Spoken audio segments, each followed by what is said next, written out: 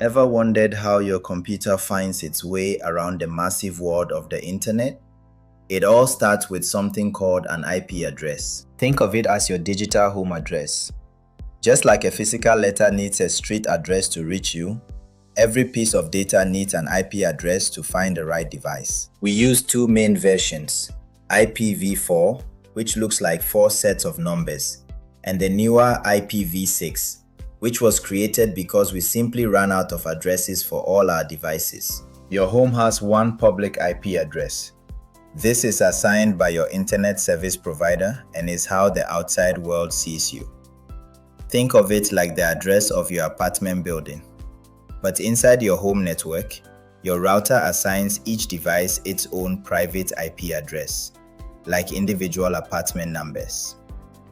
Your laptop, phone, and smart TV all get their own private IP, so your router knows exactly where to send each piece of data.